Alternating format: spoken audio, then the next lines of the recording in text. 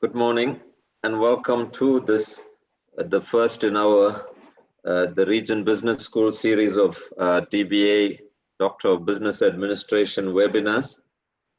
We at Region Business School are very proud in terms of having received accreditation for the Doctor of Business Administration, and this program will be launched in November this year.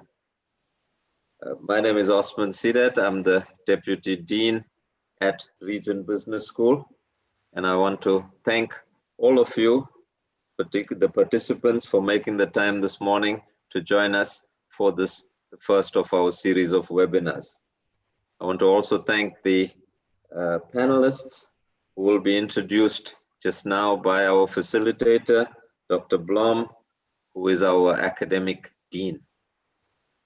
So, ladies and gentlemen, the Region Business School Doctor of Business Administration is intended to focus on three areas: to use a problem-solving approach that undertakes relevant research in a future-focused, with a future focus in terms of problem-solving. And this is Dr. Blom will be talking to you about the theme of today's webinar. So I will hand over to her. Thank you again for your participation.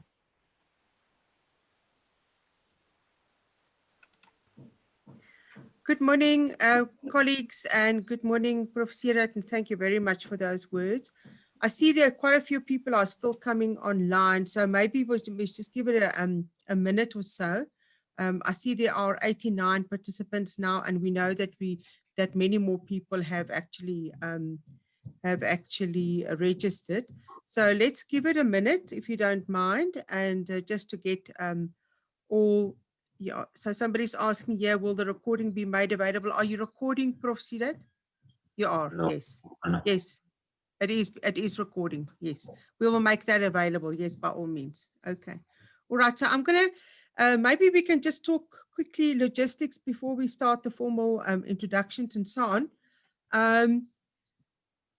I think as usual, we're all used to Zoom meetings by now. And so we keep our, oh, my glasses are skewed.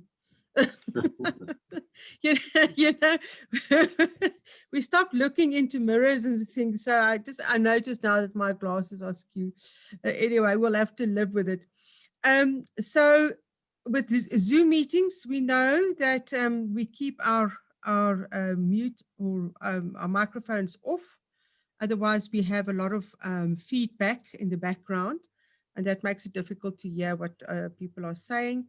And in general, because of the connectivity issues, we also keep videos off. Okay, so obviously the speakers, when they speak, will keep their videos on and so on. But for the rest of us, if you don't mind, to keep your videos off and you keep yourself on mute. Also, you are now familiar with the chat option. And so please make use of the chat option. We will try and monitor any questions or any comments and so on, and insert that as the two panelists actually address us. Okay, and I see Dr. Sheikh, our Managing Director, has just joined us. Good morning, Dr. Sheikh, and thank you very much for joining us. We are giving it a minute or two just to allow more participants to join us. So we'll be back in a minute. Right. I see the people who are joining is slowing down, and the number of people who are joining are slowing down. So I think we could start. Just maybe to reiterate what Prof. Sirat said, as you all know, we are building up towards the launch of our doctorate in business administration. And so we're very proud that we've actually achieved accreditation. And that, of course, was already at the end of last year. We received the good news that, that we achieved accreditation to offer a doctorate in business administration. And of course, COVID happened. And so we were unable to launch earlier in the year. and are now building up to launch towards the middle of November. So you are all invited to the next webinar, which is likely to be on the 29th of October, and the marketing material will be shared with you in that regard as well. So you are most welcome this morning. Thank you very much for joining. I wonder how many of you are going to register for a DBA and start the long and arduous journey of doing a doctorate. So my name is Ronelle Blom. I am the Dean of Academics at Regent Business School, and it's really my honor and privilege to also be leading the DBA program. I'm very excited about what we are planning to do and the kind of conceptual frames that support the DBA program. Now, as Professor Sidat mentioned earlier, we're looking at a kind of a different approach, and we're thinking that the opportunity is ripe for taking a different approach to looking at the Doctorate of Business Administration. And so this morning's theme is starting to talk about the disruptions and how we can actually utilize those disruptions. So in today's theme of disruptions and their silver linings, I'm reminded of a saying credited to Sir Winston Churchill when he said, never let a good crisis go to waste. And it's never been truer that we are in deep, deep crisis. And of course, this is a crisis of massive proportions. And it's almost exactly 100 years since the previous pandemic. There's also no doubt that this will stay with us for a long time still to come. However, and I think you will agree with me that this is the human spirit, and the human spirit always strives to push forward. And consequently, we take opportunities to learn from and often leverage disruptions of any kind of nature. I was looking at disruptions earlier, just on the internet, which is also a disruption, of course, but I was looking at just a description of disruptions and so on. And it really is often a technology or a method or an approach which completely replaces an old approach. Now, I am old enough to still remember that we had before television, and then we had television. And television was said to disrupt the movie industry, the film industry. And it didn't really. But then we had video recordings, VCRs. Do you still remember VCRs, which were replaced by digital CDs? And then, of course, none of that is now relevant anymore because everybody streams Netflix or Showmax or something like that. So those are all different types of disruption, and very often disruptions allow us to leapfrog over old and outdated and tired methodologies. So this is, again, that for me is what is seen to be a silver lining around disruption. So in terms of the Regent Business School's new DBA, we're keen to take advantage of the current disruption and to rethink what a DBA program could look at that will result in solving real life problems. So our two speakers this morning are eminently qualified to speak about these disruptions. And so they will look at disruptions and their silver linings from 2 points of view. Professor Pellissier, Renee, she says I must call her, who's an experienced academic and supervisor, will answer the question, is there a new way of looking at academic research? And I think that's very relevant to what we want to find out. While Dr. Makgetla Veda, who is an experienced economist, will address the issue of research relevance in relation to the economy and economic policy. So I think, having said that, I'm really looking forward to our engagement this morning. So I want to say welcome to both our speakers and to all of you who've joined us. We're standing at almost 140 people who's joined the call, and I'm really looking forward to what we are going to be talking about. So I'm going to hand over to you, Renee, And you can share your screen, obviously, whenever you're ready to do that. And so I will step aside. Thank you very much and most welcome. Thank you. Thank you very much. From my side, I want to just say how honored I am to be here this morning, to be invited to deal with a very interesting and a very serious conversation. Dr. Blom, Dr. Sadat, Dr. Makhetla, every one of you, this is for me a very solid moment in dealing with what there was, what there is, and what there should be. So I'm going to share with you my perspectives. I'm not saying I'm correct, but that actually is the point about the current and the future.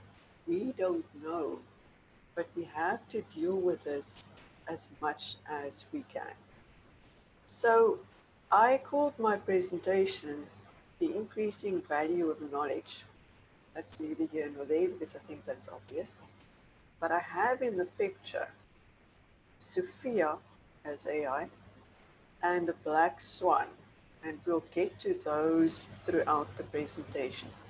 Then when I was thinking about the presentation, I realized that the title of the presentation is wrong, because really the presentation and the discussion today in the journey of a DBA is about the search for the right mode of knowledge production. Now, knowledge production for me is similar to research. So I thought then to talk about research as knowledge production, the increasing demand for knowledge, information and knowledge, and then lastly and most importantly, the increasing demand for a different kind of knowledge. Now, as Dr. Blom was talking, I was thinking to my understanding of the start of the scientific management principles, which I take back to Frederick Winslow Taylor, who started the scientific management principles in 1911. Now, if I do the math, that means that the start of the science that we're all involved in, which really is about the world of work, which has now, given where we are, fundamentally shifted to something else, and we haven't stabilized yet. We're suddenly sitting in Zoom meetings. I'm sitting here today from my house. Actually, it's a lovely day here in Somerset West in Cape Town. I could be, for that matter, at my previous office at UMass in America. It doesn't matter anymore. So much so has the world of work changed. So in 1911, when the scientific principles were started, that provided our subject, the management science, with a solid base of what is to come. But it was very linear. It spoke about how we manage to structure and to stability. Now, this is more than 100 years later. If I look towards the gurus in the management sciences, I don't see that there have come in more management gurus over the last couple of years. We still refer to these fathers of the management sciences as though they give us where we're going. But the world has changed far too much for that too. So I'm actually inviting every one of you today to join in the search for modes of knowledge production. Join and be the next guru if you can. Dr. Blom was talking about the DBA, and wow, what an achievement to do for region. Why? Because the government has set the universities in South Africa to achieve that, to develop sufficient PhDs in the government strategy, which is the National Development Plan, as so many PhDs by 2030. So we're all in this together. Now, why did the government say that? They said that because the power of knowledge really is the key. But it's not any knowledge, it's the power of the right knowledge. And for that, we need to focus on knowledge production, because that provides the key to our future. You look at all the information at the moment about COVID, about the world around us, and it's a very dim picture. And from this perspective today, the way to the future is to develop the right knowledge production to achieve a different future. So research is knowledge production. I checked different definitions. As a verb, it's to search or to investigate. As a noun, it's a careful or diligent research. It's an investigation or experimentation. It's a collection of information about a particular subject. The one I semi-like is the Frascati Manual 1, which talks about systematic activity undertaken in order to increase the stock of knowledge, including the knowledge of man, culture, and society, and the use, and here's the catch, and the use of this knowledge to devise new applications. That's the valuable part of this. So for me, the previous definitions as they stand here don't achieve something on the output. They don't have application value. So I came up with my thinking of what knowledge production or researchers' knowledge production is. And I think it has to increase the body of knowledge. Why? To establish or confirm facts, to reaffirm the results of previous work, to solve new or existing problems, to support theorems or develop new theories, and to expand on previous work in the field by being relevant and excellent. And those are the keys. And the reason those are the keys is because traditional research did not necessarily look at the situation. It wasn't embedded in situativeness. It really, in the end, because of the rigor argument of research, focused on the academic side of research rather than the application side of research and what the practitioners want. You know, when I go into industry, I drop the title of professor. Why do I do that? Because I don't want to be seen as I went down the slow lane up the mountain on my own and solved a unique and highly complex puzzle that has little benefit to society. Indeed, in my previous life, I studied math. I can complicate the entire environment by Fourier analysis, calculus, triple equations, but the use of that lies in its application, not in the theory. So for me, in a way, the current way in which we're doing research or try to do research largely fails the benefit of society, which is important from the National Development Plan point of view. Then came the fourth industrial revolution, which I'll talk about in a while again. And with 4IR came an abundance of information and knowledge. So now that we have that and we don't have to gather the data, it's there, what do we do? Then came something else, and that is COVID. Now, we all agree, if we sat back and we tried to think, where were we a year ago and where are we now? Everything changed radically.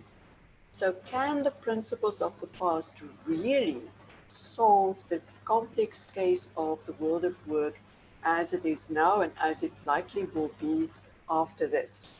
There's no way we can assume we'll just go back to, we'll sit in a classroom, we'll sit in a meeting and all will be well.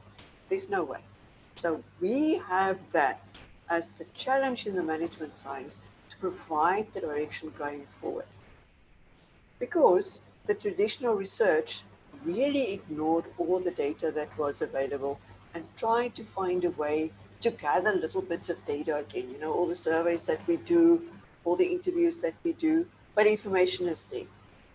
So traditional knowledge production modes coming to researching for these modes of knowledge production, remember? First one is mode 1. That is really the traditional way in which we produce knowledge and create knowledge. We use standard practices. A single person, a professor mostly, or researchers will sit in a laboratory or in their own rooms, and they'll work in a group or on their own and do research from a common discipline. So they all have the same background. They're trying to solve something new, which is very difficult for them because as the new changes, their similar backgrounds can't really keep up with that. And in that mode 1 knowledge production, the issue is about the rigor of the research that they do in the academic agenda, not in the industry social environment agenda, the academic agenda. So when scientists sit together and they say, here's the problem, we work on the problem, that's mode 1 production. Mode 2 production does slightly better because it's socially distributed. So what it tries to do is to build a team that is more transdisciplinary, and they focus on, from their different perspectives, to find an answer towards the end. So they work together from different disciplinary backgrounds, so they can do slightly better because they attack the problem from, this is my opinion, that's yours, that's yours. So mode 2 is very much a better model than mode 1.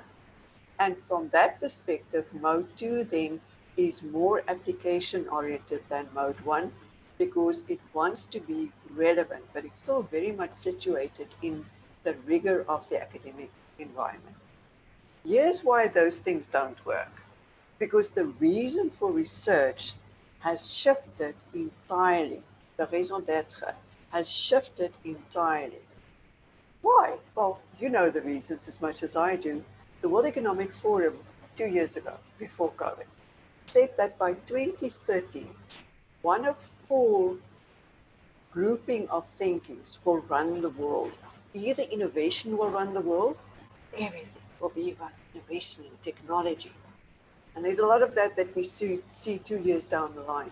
Corporations will rule. We know that the Facebooks, the Microsofts, the Googles are larger than most of countries' GDPs. So they are running the world in many ways already. Greening and clearing, to what extent will we focus on sustainability, on making sure that the earth will survive the damage that we do to that? And lastly, the human-centric approach where we focus on us as humans and our well-being and happiness. Those are 4. Any one of those 4 could happen by 2030, or others could happen. They don't know, they're trying to forecast. Or we could receive combinations of that going forward because we already see that a lot of those are at play. And then came, by 2011, the 4th Industrial Revolution. And oh boy, by 2 years ago, South Africa bought into 4IR, which is rather late, but better late than never. And suddenly we were made aware that although we didn't know it, there seems to have been a 3IR and a 2IR and a 1IR before that, but we just didn't know about that. But 4IR suddenly brought to power Internet of Things, big data, being smart in what we do, machine-to-machine learning. It suddenly brought that to the fore. It was started by Klaus Schwab in 2011 when he was working on an innovation strategy for the German federal government. And it was a very successful strategy. When I started doing my university strategy about 3 years ago, I looked at what the components of 4IR are so that we could work that into the strategy. And I saw that some of the universities in South Africa see 4IR as a destination. But I on purpose put this picture to the left of the screen because we don't know where this is going. What I do know, and I remember this from when, like many of you, I started considering a PhD. And at that point, I was looking at how does the world change over time. I was focusing on IT and re-engineering, and I thought, how does the world change? And what I saw at that point, which supports what we see here, is that over time, the world has gone through the agrarian age, the industrial age, the information age, these ages where technology becomes more and more important. So in the agrarian age, man took from the ground what he needed to survive. Then he became smarter. Man made machines in the industrial age to survive. In the information age, man used information to survive. So these things grow. That's not the most important aspect here. The most important aspect is, and I'm sorry if I'm using my hands here like President Donald Trump. The first age, the agrarian age, lasted about 4,000 years. The second one, the industrial age, lasted about 400 years. Third one, the information age, lasted about 40 years. So these time spans become smaller and smaller. And the jumps between them to the next one became bigger and bigger. So over time, almost exponentially, The world is changing with technology making that happen, which is what this says here. So if you take something away from this presentation, it is don't stop at 4IR. 4IR is no longer there. It only tells us the evolution of technology and wants us to be reminded that the future will not look like the past. But we know that. And from my perspective, having read about AI, I think the revolution, although they call 4IR the revolution, is still coming. And I'm saying that because we haven't really seen what the power of robots and machines and technology can be about. So the initial phase was the robot as a desktop automation. So you'll have a laptop and it will be process driven. So it's just doing things for you. Then robots went into process automation rather than desktop automation. So there's a little bit of digital work that the robot can do. You know those little bots that they use at the banks? That's a very cute version of number 2. By number 3, machine learning takes place. Machine learning takes place. And when the machine starts learning, the machine can come up with prescriptive analytics, with some decision engines. So Google, seeing what you're looking for, trying to preempt your next search, that's machine learning. What we haven't really explored is number 4 here, AI. And the kinds of AI which I'll show you now is AI that is still manageable because it's programmed by the individual. So the programmer will sit there and will tell the machine what to do, and the machine will do exactly that. So we're still in control. But as this develops, and the thinking, you see we're moving here from doing to thinking, and that thinking skill on the machine increases, and especially at the point where the machine gets level 2 consciousness, i.e. the Sophia is still a limited version. I hope you've seen Sophia or seen pictures of her. The Sophia is still a limited version of an entity that by all purposes look like us, behave like us, but doesn't necessarily support us. That's real AI. Now, then came COVID. Now, we don't know exactly when it came, but COVID is now here. So we have all our meetings online. We don't know how to behave in a social environment anymore. Retail is going under because we don't really go to a shopping mall anymore.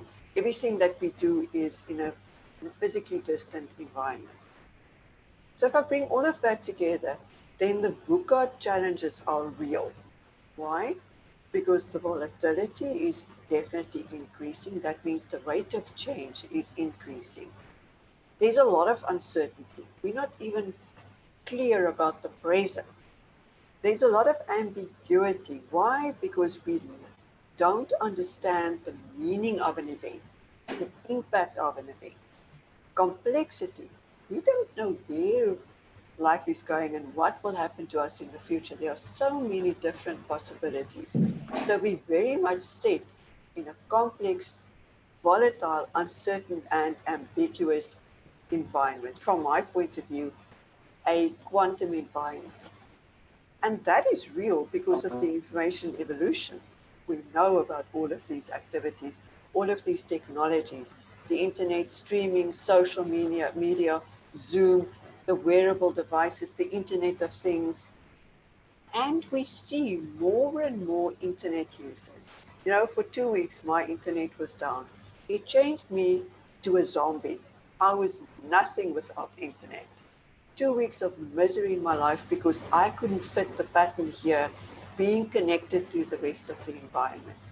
Why is this important? Because it increases our productivity, because it makes us more efficient in what we do.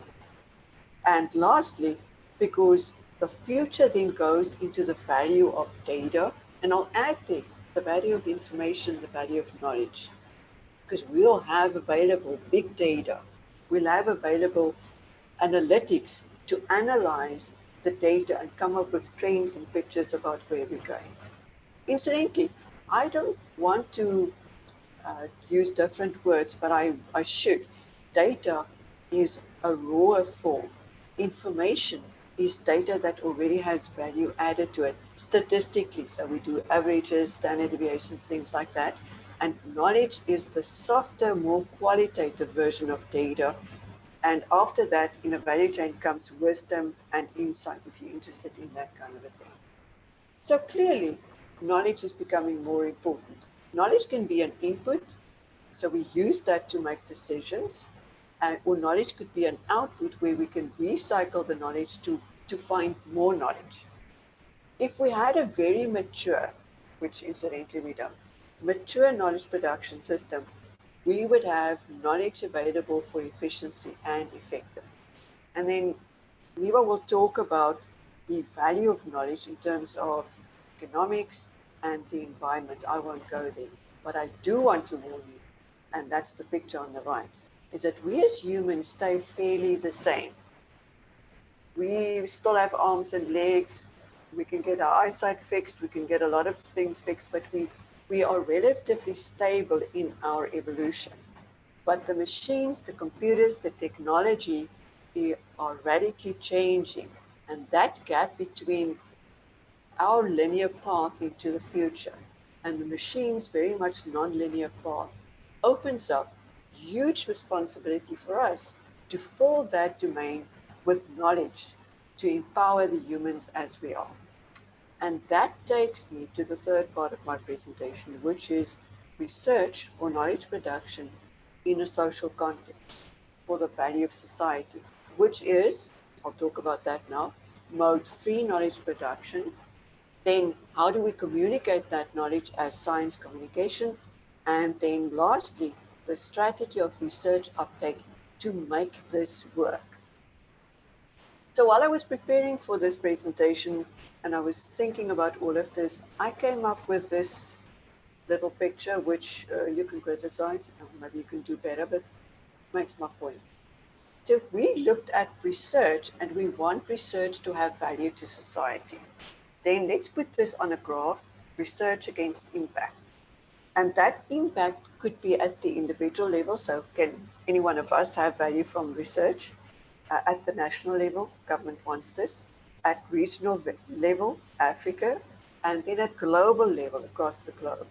And research itself happens for us all here below the R&D, then at research and development level, which is a group level, then at science and technology level, and then at innovation level. That's real output, real output.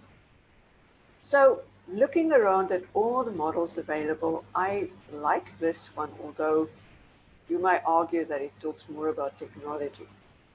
So what then happens at these levels is knowledge production needs to shift. In its initial form, almost like the baby form, knowledge production is an academic activity, purely academic activity for a very rigorous basic research point of view. Now, I don't know if you'll allow me to say this, but it's basically the sex life of an ant down the tree, down that road. So it's limited social value. Then as this shifts to the right, to its impact being broader and its value as research going higher, that moves us to collaborating with industry. That takes us to research in an applied form, which is in a way mode 2 research. But as we go through the 9 tier levels here in terms of technology production and commercialization, it means that research has to be relevant to society. So I like what Dr. Blom said at the beginning, that your focus on the DBA will be about the management problem and solving the problem, because what that does, it situates it in terms of the problem in society and a solution that society can benefit for. And why? Because we have so many problems. And I don't see that the gurus coming from 1911, when the science was formed, had answers for the future and for the current where we are now, because those theories are more than 100 years old and we still refer to them. Which means I want us to move beyond Cartesian dualism I'm calling it. So look at my figure. In mode 1 production, there's an individual scientist focusing on theory. At mode 2 production, there's a group of scientists in a transdisciplinary environment working together. In mode 3, knowledge production, these scientists will work together outside of the box. I heard somebody say the other day, it's not good enough to paint the box another color. Get out of the box. So mode 3 wants you to get out of the box, not focusing on either mode 1 or mode 2, but go into mode 3. So there's mode 3. It's making sense of data everywhere for knowledge production. It means social media can be involved. It creates an opportunity for data analysis, allowing a larger group to participate. So the relevance of the research is in addressing real life problems. It means we are working towards collaboration with academia and government and industry, like we're trying to do, but we also include civil society. We also include the global issues. You remember the Sustainable Development Goals, 17 of them, which really is the strategy of the United Nations, of the globe, to solve the globe's problems by 2030. That's a big thing. That's a really big thing. So by bringing in groups of scientists and groups of non-scientists in the real world, we have an additional opportunity to solve the real life problems. My examples, interest groups, user groups, social networks, looking at a specific issue and solving that. And they're not necessarily the professors, but they're the people who really live in that environment where the problem is real. Go find out what the problem is, join the group, and see the extent to which mode 3, sense making of data, can't add to the knowledge production because it has to be as rigorous and as excellent as research should be, but it puts this in the situation where it matters, where at the moment I think we have very little. Or patients. Conducting experiments or participating in an experiment and then giving their feedback on what they're experiencing and how this is working for them. Remember COVID? It has to start at the individual level. So it changes how we conduct research because the research has to be relevant. So just the last word about transdisciplinary research, because this really now becomes very transdisciplinary. Multidisciplinary is a group of academics in mode 1 who focus on a problem from their very specific perspective. Now, I remember years ago when people would see my CV and I have a couple of degrees in the mathematical field and then a couple of degrees in the management field and then a PhD in engineering. I would say you fit nowhere. You fit nowhere. You don't have the undergraduate degrees in our field, so you can't fit here. And your post degree is there, so you can't fit there. That's the logic in multidisciplinary. A group of people with the same background focuses on something. Interdisciplinary allows for more disciplines to participate. In transdisciplinary research, the research starts at the beginning with a large variety of people. At the beginning, so it's situating this in the reality of the problems, of the management problems, of the world's problems. And the output is created from these completely differing disciplines to create something new. So it takes away the narrow focus into a broader focus of society. So in a university, what happens is mode 1 really is the basic research translating into education, which is pretty cool. So the researchers will say, I've done this research and I'm teaching about that. That's very nice. It works and it's good, it's solid. In mode 2, the applied research at the university can go to commercialization. In mode 3, universities' combined knowledge should be contributing to society. That's mode 3. So in making this work, if I combined mode 1, mode 2, and mode 3 knowledge production, I end up with a quintuple helix model of getting a large group of participants playing around with what is the problem and what is the solution, even if they only buy into this from a funding perspective, they are involved. So the two ways to make that happen. The first one is science communication. So if the problem is that there's a gap between the theory and the practice, and that the professionals really can't deal with what is in our theories that we produce at the university side, then we can't really bring innovations to the market. So we need to answer at all times the question, how can knowledge and science improve our lives? So when you initiate your research, ask yourself that, not only what is your contribution, but what is your contribution to the world of work, to the theory, but also to the world of work? Because society increasingly needs more knowledge now, to deal with all these changes that are taking place and that haven't started. The way then to communicate this is through science communication. And science communication is a way for us to inform society about what we are doing. So we scientists, we sit in the left-hand block and we basically say, stay there. If you look at a picture of a professor, yeah, they half old, half deaf, and they deal with an inclusive group. But they're science journalists. There's a world out there that needs to know. So science in reach is the old way of expert to expert communication that we do by writing journals, by participating in conferences. That's fine. But there's science outreach, which means that we do, let's leave that to a non-professional group of experts or non-experts who want to know what we are doing. So explain it to them, put it in the general use.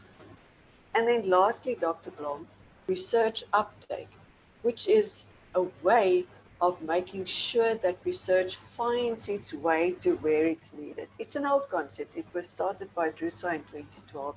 There's nothing new about it. And all that it wants is to generate knowledge and then make sure that it reaches those where it's needed, so that we communicate our research to where it has to be. So I'll conclude with this. Where does that leave us? So clearly there's a link between knowledge and information, technology and innovation. Clearly. We are at that entrance to, that's Harvard. That's an old picture of Harvard. We are at the door. We want to walk through that door. With your new DBA, you are standing here wanting to walk through. Don't walk through with what was there before.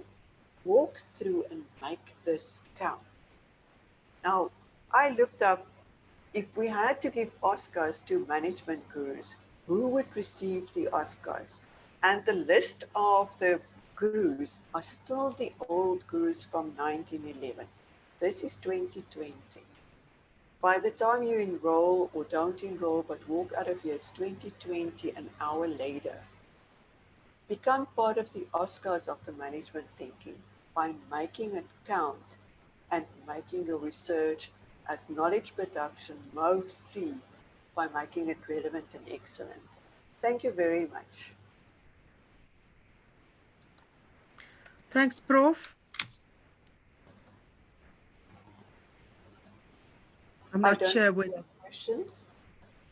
Yes, there are quite a few questions, but I think what I'm going to do is before we go to the questions, we don't have too much time left, so I'd rather give Dr. Makgetla an opportunity, and then we can raise questions afterwards so that people can either then stay for the question session or leave the Zoom session.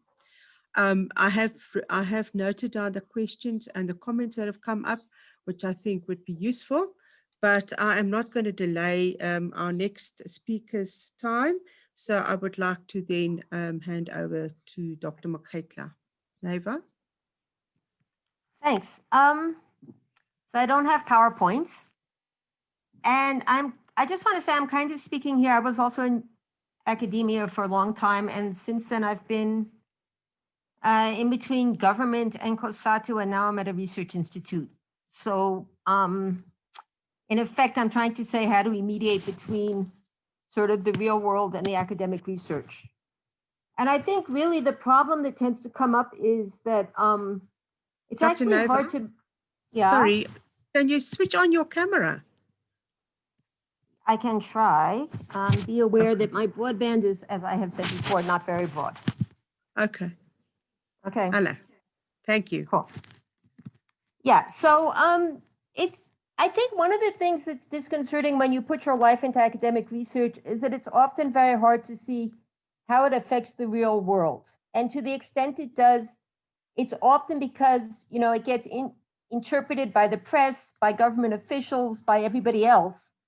And people don't always even refer to your original research, even if they're actually drawing on it. It's also true that in many cases, academic research doesn't spell out the implications for action. So it's sometimes quite hard to see if you had an influence at all in terms of the evidence. And then, of course, there are unintended consequences where you write something and somebody thinks you say exactly the opposite of what you meant to say, which happens more often than we like to think about. So in effect, I think what we're really talking about here is not how does academic research affect business and policymakers, but rather how do we make it influence them more effectively and more in the direction we want? And I think to answer that question, we have to start by asking another question, which is, how does academic research differ from action-oriented research, which is what I'm going to call research that affects business and government decision-making? And I think one thing, though, we have to bear in mind is that these are actually ideal types. There's not, you know, there's a few people who do pure academic research. There's a few people who do pure policy decision-making, but most research is someplace on a continuum. So there's research that is designed to meet the needs of universities primarily, but usually has some real world relevance. And there's research that's designed purely to support policy, but honestly, in my experience, most officials are trying to, and even business people are trying to look at the evidence in some way. So what are the differences between these two things? I'm going to look at 4 dimensions. Firstly, the motivation, why people are doing the research. Secondly, what might seem trivial, but often is not trivial at all, which is the timeframes for doing the research, the audience and what that means for how one writes, and then the relationship to the client, that is the person who we want to use the research. In terms of motivation, you know, in academia, we pretend that, well, we pretend. In theory, we are just trying to get at the truth. And often that ends up leading us to be very descriptive, to say, I'm just describing something. It's not my job to say why it's important. It's important just to get at the truth. A risk with that approach is that you end up testing a methodology rather than generating evidence. So, you know, I'm an economist. Very often, we pretend we're looking at the evidence when actually we're trying out a new econometric technique and seeing if it works. Yeah? We also tend to frame things as being part of a theoretical discourse, like we're critiquing what somebody else's work, rather than actually saying, here's a socioeconomic problem, if you're a social scientist like me. How do we actually try and deal with that problem? How does the research help us understand the problem better so that we can solve it? If you look at action-oriented research, it does tend to be explicitly geared towards problem solving. That is, the research tends to be saying, how does it help us understand what the problem is? Does this problem genuinely exist? What are the main causes of the problem? How do we evaluate the options? And I do think that it's very important to be thinking there about where your research fits in that problem solving process. And very often with action-oriented research, the methodology is at best heterodox. Very few people who do policy work or work for business spend a lot of time worrying about their methodology because they're almost always under time pressure. They often will use academic research. They may conduct forms of academic research, although usually at a fairly simple level, but they're also going to talk to other people in the field. They're going to look at theory. They're going to look at other countries' experiences. You pull together whatever information you can get that seems reliable because you generally, and this is where the timeframes come in, when you're doing action-oriented research, you almost always just don't have time to develop a serious, rigorous study where you've thought out the methodology and you put it together just to get the information for that policy. So you were talking about COVID. There is a big problem now with COVID research, which is how do you know which research is reliable when everybody is working under pressure? Studies often are not perfectly designed, or it's based on just observations about what's happened to patients as opposed to a randomized trial. So again, when you're under time pressure, and most action-oriented research is under time pressure, you're not going to have the perfectly designed academic study. And I can tell you right now, as somebody who's done this, the one thing that's very annoying when you're doing policy work is anytime you ask an academic to do some research, they'll say, absolutely, it will take them twice as long as you want and cost 50% more. And it's like, I can't do that. My minister wants the policy tomorrow. You can't say it will take you 6 months. It doesn't help. So we need some way of managing the imperatives that we face.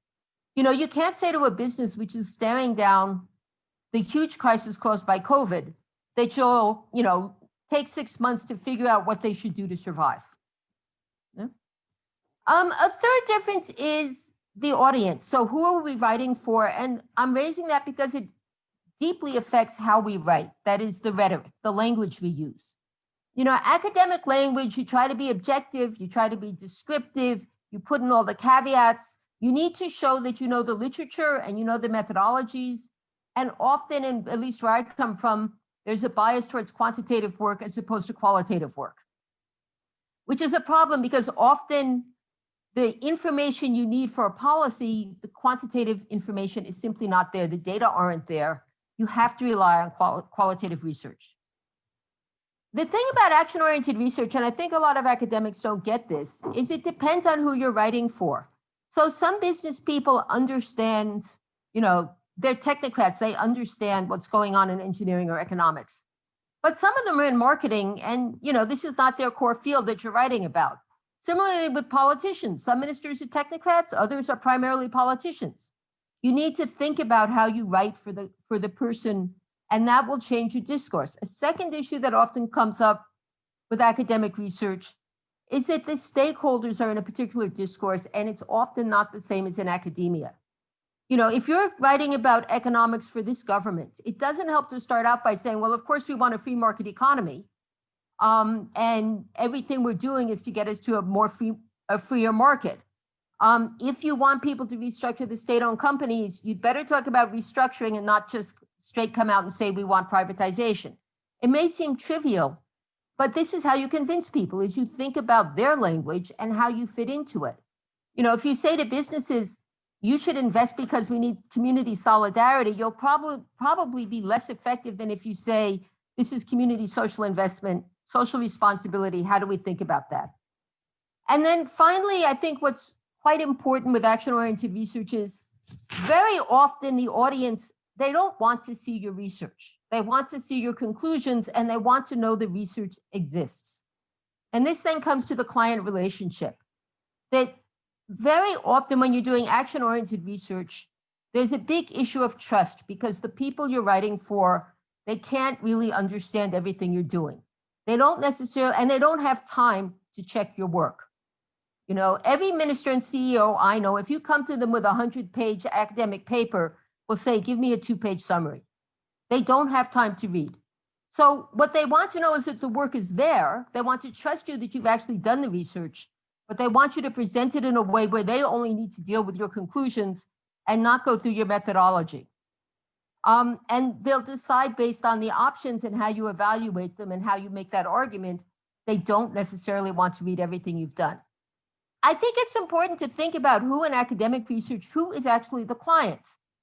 If we were to see this purely transactionally, for graduate students, the client is actually the university, their supervisor, the examining crowd, which is essentially other professionals. For academics themselves, it's the journal. How do you get it into the journal? So most broadly, it is the profession that you're writing for. And if the profession goes a bit off the rails, you can end up with, academic research in the worst sense of not being very relevant. So in econometrics, in economics, as I'm sure you know, we can get entirely bogged down in doing econometrics and miss real world crises that are coming, like we did in 2008. But if you are writing for a discipline where they would prefer, description and more discussion of methodology than actually useful research, it's very hard to say no if you want to stay in the profession. So if that's the analysis, what are the implications? I mean, firstly, like I said, academic research, there's not only one type, there's a continuum between academic research that is genuinely deeply involved solely in answering questions that are of interest to the profession and have no real world applicability, and research that is actually directly oriented toward policy and business decision making. I would argue that if you are doing, for instance, your PhD, and you want to be relevant to the real world, firstly, you need to be clear about what are the real world problems you're addressing, rather than just trying to resolve theoretical debates. That isn't an excuse to lose rigor or to ignore counter arguments, to say the discourse doesn't exist. I'm just going to put forward what I think and ignore the counter arguments, because part of rigor is thinking through the counter arguments. It's rather about how do you choose your research question and how do you mobilize quality evidence without being tied down to, without letting the methodology determine the research question and the evidence. It's also to think about the audience and their discourse, rather than assuming that policymakers and business people are the same as journals or supervisors, and thinking through what are they interested in, how do I convince them? And that really means also think about who will actually read it. In government, it's the bureaucrats who read research, it's not the ministers. The same thing in business. If you want to talk to business, you should probably not try and just convince the CEO. But on that note, just to be clear, one of the things that academics sometimes fall into is thinking they're going to change government policy.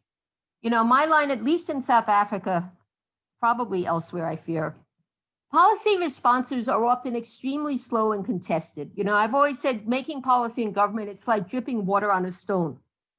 It drips and drips and drips, and after a while, there's a very small shift. I've left government and come back 10 years later, and they're having the exact same discussions they were having 10 years earlier. So I think if you're not interested in doing the research for its own sake, you shouldn't do it. You shouldn't go into research thinking that somehow coming up with the greatest insight will lead to a change in policy, no matter how good your research is. And then a second thing is, and I think this will also be true if you do a PhD, which is, even if you want to do action-oriented research, there are demands from the profession. Those demands are legitimate, and you have to manage to meet them as well as doing the other research. And sometimes that means writing 2 versions of a paper. So on that note, thanks. I'm looking forward to your questions.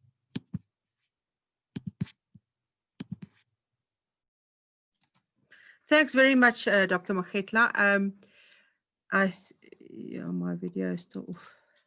Okay. All right. Thank you very much. Let's see. We haven't got too much time. So I didn't see many questions for Dr. Makgetla.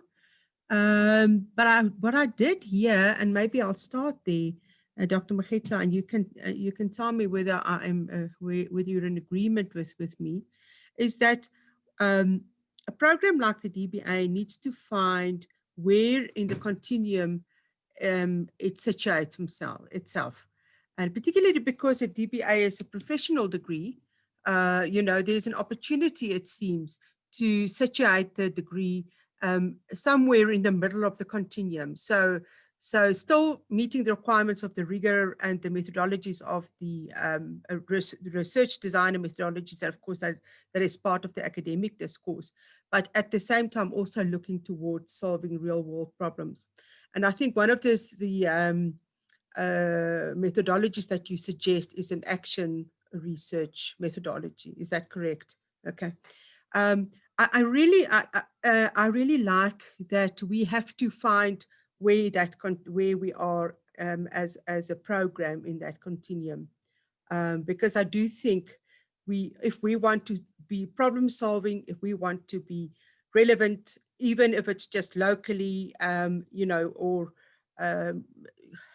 in your own particular community, society, or your community environment, even if it's only relevant there, then if that is the stance, then I think that is where we have to find where in that continuum do we place ourselves in terms of our methodology and our rigor. Is that what, do I interpret that correct? Yeah, and I do think one of the strengths of business schools is that they have that organic link to businesses. And I think Yes. the more one can maintain that, the easier it is to come up with research that's relevant. Yes, yes. And just maybe another comment from a person who's also worked in policy environment for a very, very long time. Just in support of your comment in terms of the discussions are still the same. And that is why many of us leave government employ in the end. But thank you very much for that. I am very, very keen to speak some more with you, and I can see in the chat there are a lot of people who are appreciative of your conversation. Thank you very much. Then I'm going to just move to Professor Renee. Let me just see where those questions are. Oh, yeah. Okay. Yeah. Okay, so nothing serious, Prof, but what one of the participants asked was, what do you say to people who simply want the title of doctor but isn't really interested in contributing to knowledge production? Well, they could probably go ahead. But as we're changing, I think the requirements of the degrees are changing. In your case, a DBA is a professional degree. So when, and I want to make this clear because it is a strong point. If you enroll for a PhD at the moment, then you can enroll for, let me go back to my horrible example, the sex life of an ant down the tree. Yes. You enroll for a DBA, it's a professional degree. So you're enrolling for something that has meaning, which says a Doctor of Business Administration. That's what it says. And it's defined as a professional degree. So it comes with, are you solving the management problems? So if you don't intend to do that, this is not the degree you should be enrolling for, number one. And number two, there are so many problems to solve. You would probably find it very difficult if you went to look for a theoretical problem to solve in your theoretical case just to get the degree, because you're going to get into, but the theory goes up to here, and this is the gap. Because remember what a DBA does. You are now a master, so you have a master's degree. At the periphery of being a master, which you have to prove to Regent before they'll allow you, you now need to go into that unknown. And you'll find it very difficult to find that unknown without getting relevance in your degree. So it's a simple exercise. Yeah, no, absolutely. No, thank you very much. And unfortunately, our time has run out, and I do just want to make a comment in relation to your presentation, Renee. And I want to support the notion of the mode 3 knowledge production, which I think really nicely fits in with Dr. Neva's discussion around action oriented research. So I think, if we think about what do we achieve with the mode 3 knowledge production, and we do it through a methodology that is approachable and meaningful and still rigorous, then I think we are going to get to the right spot. So thank you very much for that, and for your presentation and your time and your effort as well. Unfortunately, I see our time has already run out. So if there are any questions that people want to perhaps raise, just switch on your mic and or comments that you want to make, and then we will proceed from there.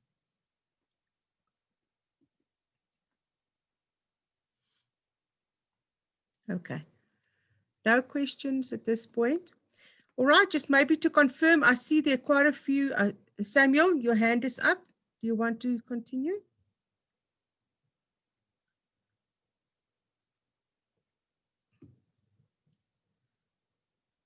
Samuel, do you want to unmute yourself and ask your question? Dr. Blom, he won't be able, he'll have to type in his question. Oh, I see. Okay. Let's just see. Okay, so it's about cost. Yes, okay, maybe I can just ask, make a general comment. As we are conceptualizing our DBA, we are also conceptualizing, obviously, the mode of delivery. I know there was a question earlier about how we're going to deliver the program. My immediate answer is there's going to be through a blended mode of delivery. And it will become evident as we introduce it, what that blended mode of delivery means in the light of COVID and everything else that carries on. The second thing is cost and the brochure and all of it. None of that has been finalized.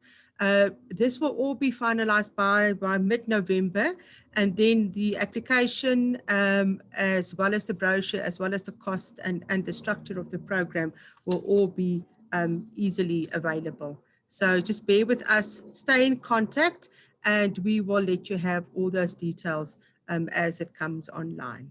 Okay, I see a few more QAs. All right. Then, as I said earlier, we will also share the video with you. And Professor Renee also sent us her slideshow, and we will share that with you for your interest. And also look out for it on our website. We'll have a short discussion and summary of what happened this morning. So thank you very much to everybody for joining. I do hope you join us for the 29th of October webinar as well, where we have another set of panelists who will tickle your fancy, I hope, and pique your interest in relation to the DBA. Thank you very much, everybody, and good morning. Thank you, Ronel. Thank you, Osman. I'm signing. Thank you. Thank you very much to you, Professor Renee, and to Dr. Magitla. I don't know whether she's still online, but really appreciate it. It really gave us a lot of food for thought. And we will definitely take it up into our next webinar, as well as the launch in the middle of November. So you're most welcome also to join us for those two sessions, 29 October, which will be confirmed, by the way, by 29 October, 28 or 29 October, and mid-November. So that would be wonderful if you could join us. Thank you. Thank you, Renee. Keep well. Take care. Thank you. Thank you very much. Thank you, everyone. Bye-bye.